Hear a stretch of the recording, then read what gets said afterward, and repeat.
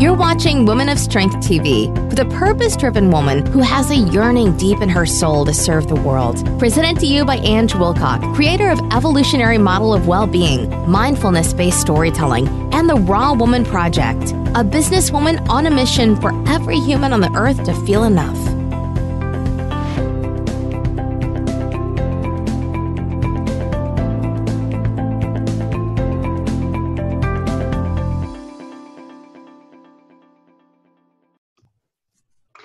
So welcome to another episode of Woman of Strength, and as I say at the beginning of every episode, I've got yet another amazing woman of strength to interview, and I'd really like to welcome Heather Higinbotham.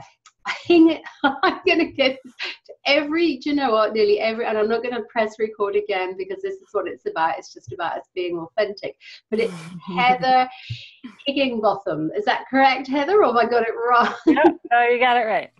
Cool. So I'm not doing well at this at all with introductions, but this is who we are and this is what we do. So I'm just going to tell you a little bit about Heather before we get into our conversation. Now, after realizing that a Lifetime Achievement Award in people pleasing was not something to be proud of, Heather set out to learn how to be selfish without being selfish. And in the process, she discovered that being real was not as scary as it seems. In fact, it was freaking awesome, and Heather now helps women gain their courage to rediscover and own their awesomeness and learn to unapologetically take care of themselves before everyone else. So I'd really like to welcome Heather and to say once again, thank you so much for doing this interview with us. And this is all about our journey around becoming a woman of strength. And so Heather, where did your journey begin, or where do you pinpoint that it began for you? I think really the turning point for me was when I started to realize that I was questioning whether or not I had a right to exist on the planet, which sounds really messed up. But I grew up in a family that was, very loving and very supportive and always told me that I could do anything that I set my mind to. And I really believed that. And then I ended up getting in alcoholic and abusive relationships. And at one point I was like justifying trying to question myself of like what it would take to actually be appreciated in the current relationship that I was in, and realizing like how not okay that was and how I needed to do something different and make a change. But I had no idea how to get there because I had been in relationships for so long that had just been degrading my self-worth. Mm. Wow. And so what was it that made you say, hang on a minute, I've got to change this. I need to step out of this and step into something different? It's interesting because whenever you're in situations like this and you're not, it's not you directly, like you see friends going through it and relationships that aren't good for them and people aren't treating them well, it's so easy to say, what are you thinking? Yeah. Like, seriously, this is not okay. Like you need to do something about it. But when it's you and you think that I mean, I'm a smart girl and I respect myself and I always thought that I did, but every time something would happen, I would move that line. I would draw the line in the sand and then I would move it when it got crossed. And I'd be like, oh, well, it wasn't really that bad. It could have been XYZ.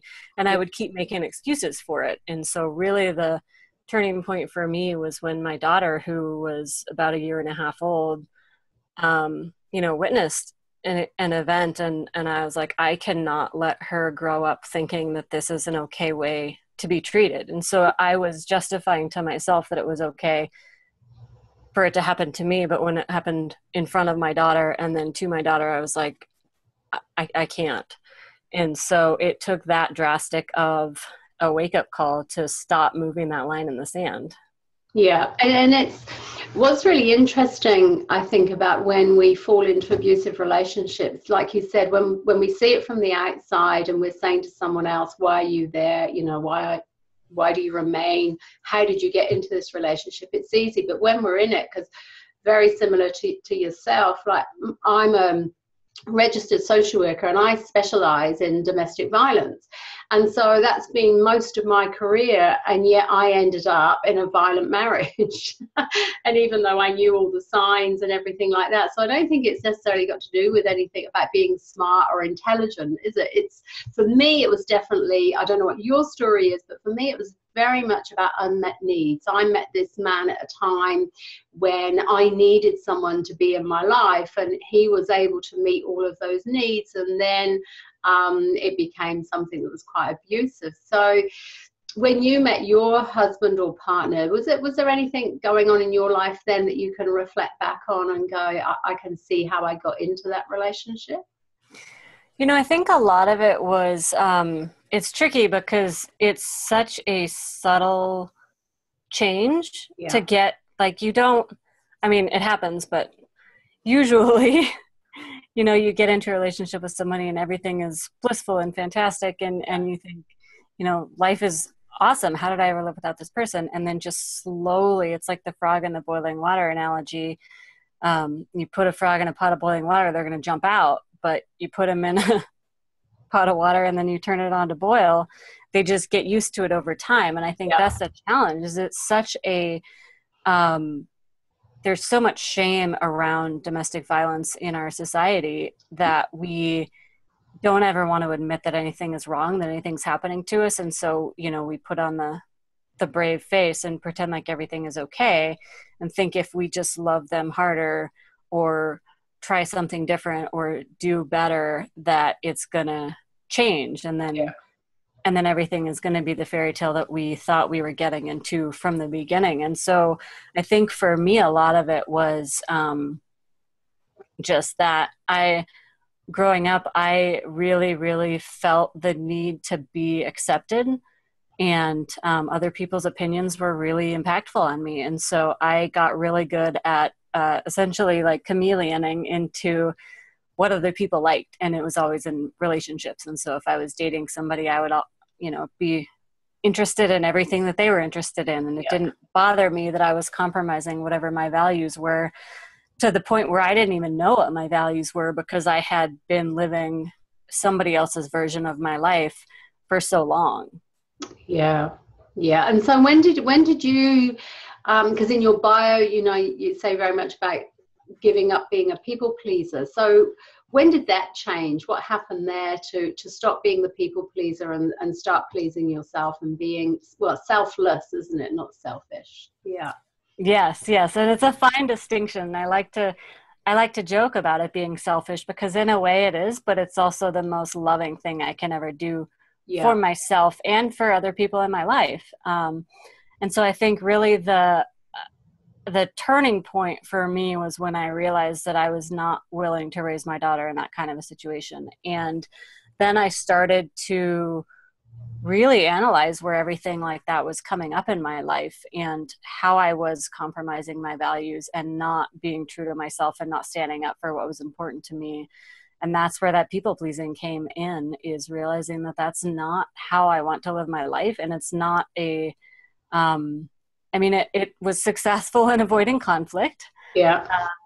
But contrary to my belief, conflict isn't necessarily a bad thing in all situations, but I was terrified of it. And so that was my survival mechanism of how to not ever be in those uncomfortable situations. And what I'm learning is that so much of growth and strength is willingly going into uncomfortable situations that you know are right for you and important when you're standing up for your values.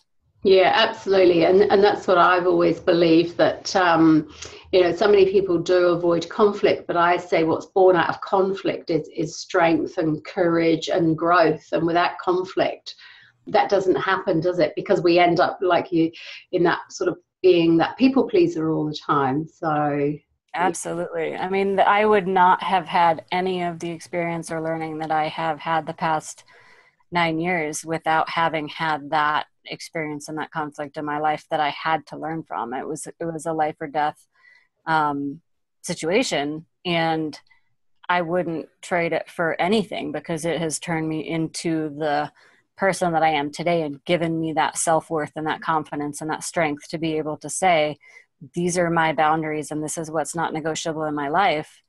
And then base relationships around that. Yeah.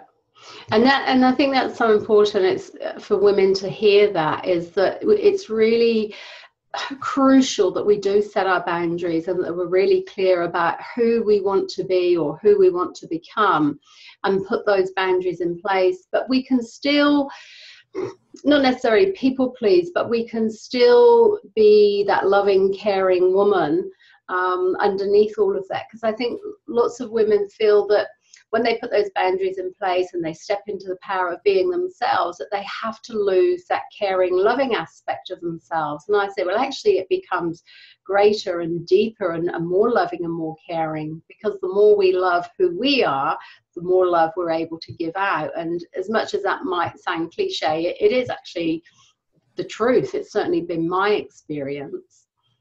Absolutely. I think that was one thing that I was, I don't know if misled is the right word, but that I didn't understand for the longest time, is that I always felt like if I was really pushing for my own happiness, then it came at the sacrifice of somebody else's. Yeah. And that's so not true. Yeah. So I can do what I need to do to be okay with myself and my life and have safe boundaries and pursue happiness and passion and purpose in my world. And that doesn't have to be anybody else sacrificing. Everybody gets to choose their own path and determine what that looks like for them. And so it took me a long time to realize that. And now knowing when I'm making decisions, I can say I can honestly step back and say, does that work for me at this point in my life? And then I don't have to feel guilty if it doesn't work. Yeah. Yeah, that's so true. And I think one of the things in terms of my learning and really standing into, well, really my power of being that strong woman, was to use my experiences of my life to propel me forward. I used it as the fuel to be the woman that I wanted to be. And that meant that by doing that, I lost a lot of people along the way, including, family members. And at the time that really hurt, but now it doesn't, because like you, I see it's part of their journey. It's part of where they're going with their life. And I don't view it as selfish anymore. And so did you lose any friends, family or anything when you made that decision to step into who you are? I did. I lost some very important people to me, and it was incredibly painful. Yeah. But also necessary for me to be able to take care of my needs and stand up for what is important to me in the way that I am willing to let myself be treated. And it was friendships, relationships across the board. It wasn't limited to any one sector, but it was gaining that strength to be able to determine what kind of people I want to surround myself with. And I know a lot of people talk about, I'm probably not going to quote it exactly right, but basically like you are the essence of the 5 people that you spend the most time with. Yeah. Or something like that. And realizing that I had some very negative people in my life, and that it was impacting how I was able to show up in my life, and not in a good way. And so I am by nature like ridiculously optimistic. And so it was really interesting for me to be like, wow, that is uncharacteristically pessimistic of me to be feeling this way about this certain situation or these people or whatever. And just realizing like how I feel when I'm hanging around certain people and whether they're elevating me or bringing me down, and then making hard choices about what I want to have in my life and who I want to surround myself with. Yeah, and I think it's Stephen Covey, isn't it, who says about your circle of influence, so that you've got your circle of influence and your circle of concern, and it's the people in your circle of concern that you really don't want to be having around you, because they are the negative people, the people that are always going to pull you down. So it's always about growing that circle of influence and that those 5 people around you, and it is so important to do that.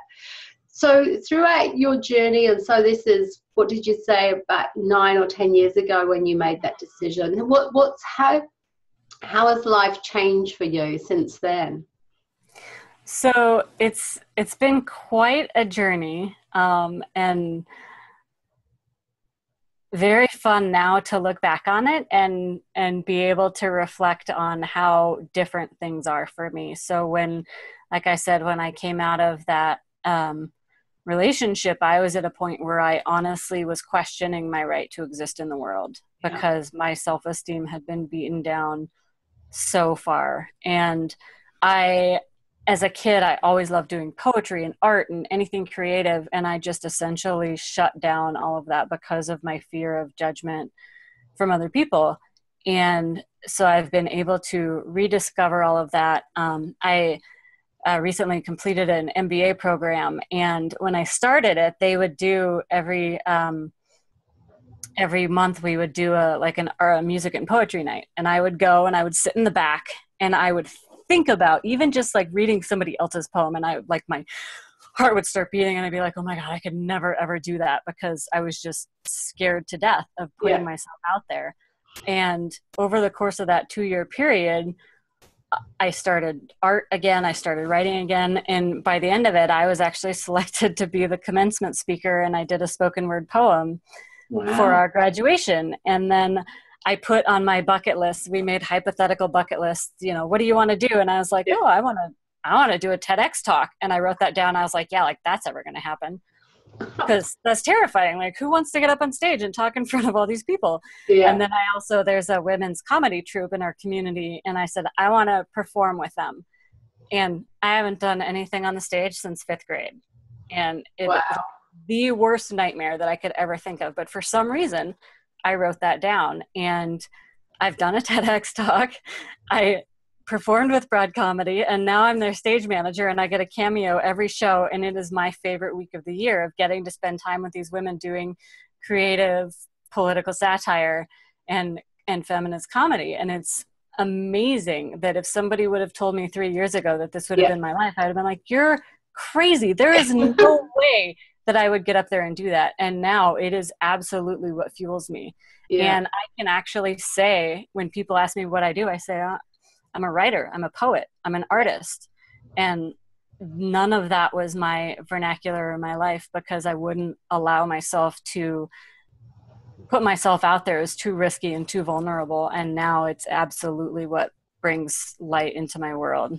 Yeah. Wow. And that's amazing. And I think there's a lot of power in writing it down and putting it out there and saying to people, this is what I'm going to do. Because again, that can be a driver, can't it? To like, right, I'm going to do this. I'm committed to it. I've written it down. I've put it out to the universe. And the universe will make it happen in the most epic ways. So when I decided that I wanted to perform with Broad Comedy, I wrote it down, and then I supported the main woman who does all of the writing for it. She was doing a Indiegogo campaign for the Scotland Edinburgh Fringe Festival.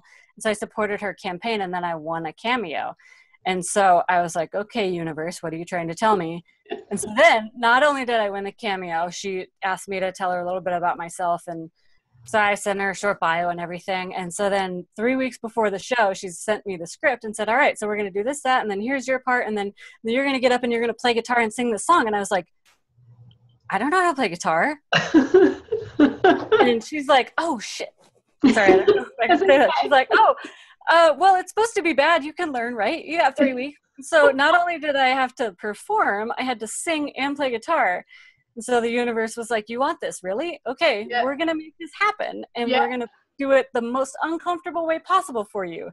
And it was one of the coolest experiences of my life. And I love it. I love it how the universe does that. It's like you put it out there, this is what I want to do. And then it goes, right, okay. And I'm going to give you all these obstacles. Well, they're not obstacles, but we're going to see if you view them as obstacles. And if you do, maybe you're not quite ready. And it's like, so you learned to play guitar. Wow. I did. Amazing. And so tell us about your TEDx talk. What was your talk about? So that was another really incredible experience. I am fascinated by spoken word poetry, And so I had just started getting into spoken word, and I submitted a proposal to do a spoken word poem that I had written about being an environmental hypocrite, because that's another part of my world is environmentalism and conservation. And so they contacted me back and said, we really want you to do this, but we want you to do a custom poem for the event. And I said, great, that sounds awesome. So what they ended up having me do is I was the closing speaker, and I had to take all of the other talks, I think there were 15 other talks, and I had to weave together all of the topics and themes into something coherent, and then also make it personal to myself, and which in itself was really fun. But all of the other presenters kept changing their talks, and so I'd have a really good line from one of their talks, and then they would change it, and I'd be like, oh, I really wanted that in the poem, now I have to rewrite it. So I didn't actually even finish the poem until about a week ahead of time, but I had to weave together big data, dinosaurs, childhood sexual abuse, parenting, running out of water, just like all of these crazy topics that had nothing to do with each other. And it was just amazing to be able to find those threads. Wow. It was really fun. I'm going to have to go and Google that and find that talk. That sounds great. Please do. It's on YouTube. Yeah. And so what's your next challenges that you're setting for yourself? So I've actually ended up so I've been going through this whole growth process. I kind of have like two alter egos in I would say my day job or my professional career or whatever. I work in sustainability, and so I really do a lot of work on climate change mitigation and education around how to implement sustainable operations into businesses, and a lot of behavior change and engagement with people just in terms of what's happening globally and our own actions and choices as consumers. But through this whole process of really rediscovering my voice and my self-confidence to own my truth and show up authentically in the world, I've started working with women in a coaching role who have been in similar situations, whether it's abusive relationships or somewhere where they have just gotten to the point where they don't feel they're worthy of even letting themselves go to a yoga class or get a massage or anything, and much less really like speaking their truth and owning their voice. And so trying to help women go through that process of regaining their self-confidence and their courage to really show up authentically and live their own life instead of living somebody else's version of it. That sounds amazing. And like I was saying to you off air, every woman that I've spoken to so far who've interviewed, and we're all doing many, many different things. It's like I'm speaking to myself. You know, when you were talking about the woman who doesn't feel worthy, who doesn't do yoga or have a massage, I ran a retreat for the same type of women a couple of weeks ago. And, you know, there was a lady, beautiful lady there, absolutely, just a beautiful soul. And in her late 50s, and she'd never been to yoga, never had a massage, just hadn't experienced that. And to watch someone like that just over 4 days just blossom and grow, and it's amazing, this work that we're doing, because we're all connecting, and I love the ripple effect of it all, isn't it? We're all doing our bit around the planet, and in lots and lots of different ways, and yet we're all connecting on so many different levels. It's quite beautiful. Yeah, and we can't do it by ourselves. I mean, somehow we get that in our heads that we have to go through it alone, but it's not true. And no, we don't. And once we shift out of that place, I think it's when we really do step into our power, because my mission is for every person on this planet to feel enough. And I also say to everyone, I can't do that on my own. You know, I can't do that. The only way I can do that is through connection and collaboration, and supporting other men and women who are on a purpose-driven journey too. And so together, that's how we can do this. And we'll do it, you know, one person at a time, but for every life that we touch, that touches another one and another one and another one. So, you know, I love that we're doing that together too. So if you had someone come to you, you know, a woman who's in a similar situation to what you were in sort of 10 years ago, what advice would you give them?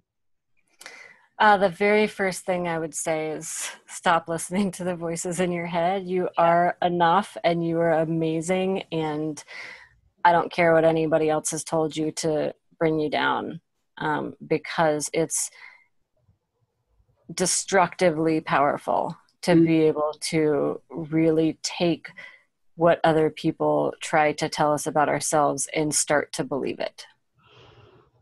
Yeah. Yeah. And what about if they say, because I know that sounds like it's such common sense to do that, but on the other hand, it's really difficult to put that into action, isn't it? So if we say, yeah, well, that's easy, you can say to us not to listen to that and to, be ourselves and that we are enough. But how do I get to believe that? What would you say to a woman who's saying that to you? How do I get to believe that I am enough? Because I really don't. I can search everything in my mind and my heart, and I still don't believe I'm enough. But what would you say in terms of a step around that? I mean, the best I can do is share my experience in that it doesn't change overnight, but in a weird way, it changes overnight. Yeah. Because I was taking these little tiny steps, doing things and just like doing one thing differently, whether it was allowing myself to get up and have tea in the morning or go to yoga or, whatever it was. But those incremental, tiny steps that I wasn't noticing. So it's like the opposite of what I was talking about with getting into an abusive relationship is the same way of getting out of it is slowly, you start to do things differently, because the truth is if nothing changes, nothing changes. Yeah. But if even one little tiny variable in there changes, everything changes. And so I remember I got to the end of my grad program when I was asked to be the graduation speaker, and I was like, wait, what? And I mean, it kind of like came out of nowhere. And then as a joke, I submitted my final paper. We had a class called Leadership and Personal Development, and that's where we did a lot of this deep soul work of like, where are you getting in your own way, and what are these stories you've been telling yourself for your entire life or whatever that are really dictating how you show up in the world. So as a joke, I turned in my final paper, and it was just a picture of like a caterpillar going into a cocoon and coming out as a butterfly, because that's what it felt like. Because all of a sudden, like I remember at one point I had spent so much of my life trying to shrink into the background and not call attention to myself. So I wore earth tone colors. I wore clothes that were too big for me. I didn't want anybody to look at me and think anything, like anyone to judge me. And then I just remember so vividly, out of the blue, one day I was like, holy cow, my favorite color is rainbow. And now like I have color in my life on purpose. And, like just ways that I would never in a million years have thought that I would allow myself to show up in the world, like bright, colorful skirts and letting my kid dye her hair and, all of this fun stuff that is really like, I don't care what people think of it because this is fun and this is me, and being able to like own that personality and show up and be like, okay, this is real. But it was that incremental path when all of a sudden I was like, oh, cool. So it doesn't happen overnight, but it does. Yeah. Yeah. And I get that. Yeah, definitely. That is how it happens. Were you able to reach out and talk to anyone or to let any close friends or family know what was going on? Or was that something that you chose not to do? I think at the beginning there was so much shame around it, again, like we talked about earlier, just with the societal expectations and the way that we deal with things like domestic violence of, that only happens to uneducated people and blah, blah, blah, blah, blah. And it is so much more common than we realize. And I don't even know statistics. I don't think they even have accurate statistics of how often this happens that people don't talk about. And so I think that's my biggest mission is to try and help erase those stigmas of women feeling like there's no way out and they have no option but to suck it up and stay and nobody to talk to. We have incredible resources in my community. We've got an amazing women's shelter, and I've spent a ton of time in Al-Anon, which is the support group for family and friends of alcoholics, and that program literally saved my life. And I think, you know, when I first started going, I was terrified, and I, you know, of course thought everybody was going to judge me, but I was also just so disappointed in myself. Like, I couldn't believe that this happened to me. And, you know, so it was a lot of guilt and a lot of shame to myself, but a lot of shame of what is the rest of the world going to think? Because now I have this stigma hanging over me. And more than anything, like, nobody can get through this on their own. And there are incredible support groups, whether it's an organized organization like Al-Anon or domestic violence shelter, anything like that. But even just that one simple act of telling another person, I think it was Brene Brown that said, you know, secrets only can, or shame only can survive in the dark if it's kept a secret. Yeah. And so once it comes out into the light, it diminishes its power over you. And by being able to share what's happening and ask for support and reach out, it instantly makes it less powerful over you. Yeah, absolutely. And I think that's a key message to women as well, is to talk to someone, to let someone know. I certainly know because like I said, I worked in the field of domestic violence, and I remember when my ex-husband and I got beat up and I had to go to the police and do all of that. And it was like, how do I walk into my workplace the next day? You know, I just felt so embarrassed and ashamed, and, you know, I felt stupid and all the rest of it. And I walked in and I just told them what had happened, and the support was amazing. And that was a turning point for me. It was very much, wow, this isn't as bad as I think it is. I'm not a bad person. And, you know, and the compassion and the support and empathy. Yeah. So like you, I would advise any woman to just talk to someone that they trust. Just let someone know, because there's amazing support around you, and you've done nothing wrong. You've absolutely done nothing wrong at all. It's because you're so loving and giving and caring that, you know, these men are attracted to you because that's what they need. And so quite beautiful. I think that's another really important point, is for a long time I felt like it was my fault, and realizing that there's nothing I could have done differently to make it go any differently. No, and it's all in. When we see that life is a journey, it's just part of our journey, isn't it? It doesn't define us, it's just part of our journey. I always call them learning points, you know, however traumatic they may be, or however painful or hurtful they may be physically and emotionally, it's just another learning point, another place to grow from. And it doesn't always feel like that at the time. Well, it certainly doesn't feel like that at the time, but when you look back on it, you know, I feel quite blessed. I'm grateful for some of the things that have happened in my life, but I didn't feel it right then. But, you know, like you, we wouldn't be the amazing women we are today without those experiences. Mm-hmm. Absolutely. And I think one of the greatest gifts I've gotten out of this whole experience is my threshold for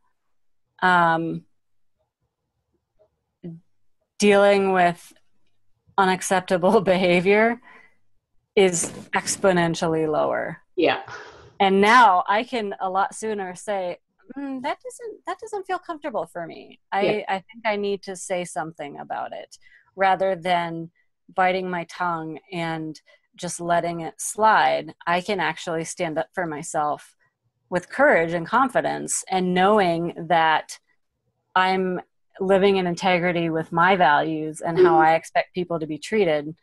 how I show up in the world and treat others. And I think that's incredible. One woman said to me once, it's like you're standing on the train tracks and the train is coming straight at you. And then you realize all of a sudden, oh, I can step off the train tracks. Yeah. I don't have to stand here and get hit again. Yeah. Yeah. So there's so much power in that awareness. Yeah. And also we become great role models for our children and our grandchildren and for generations ahead of us. So I think it's amazing. I just love being that, that woman of strength and stepping into the power of being me. And I can't say any more than that, really. That's what I love about being a woman, because we can be vulnerable, but we can be strong too. And there's strength and vulnerability. And I love that. I wouldn't want to be a man. I love being a woman. So if women wanted to make contact with you and connect with you, how could they do that? So the easiest way would be either to find me on Facebook under Heather Higinbotham, or on my website, which is just heatherhiginbotham.com. My last name is a mouthful, so I don't know if you're going to include the spelling or whatnot, or I can spell it, but yeah, okay. It'll be beneath the recording, so people will be able to connect with you. So, well, thank you so much, Heather. It's been wonderful talking to you. And it just feels like our stories are connected as well. So thank you so much. Yes, thank you. And I am so grateful for this project that you're doing, because women telling their stories and sharing with other women is what is going to change the world. Absolutely. Spot on. Couldn't agree more. Yeah. Thank you so much. Thank you.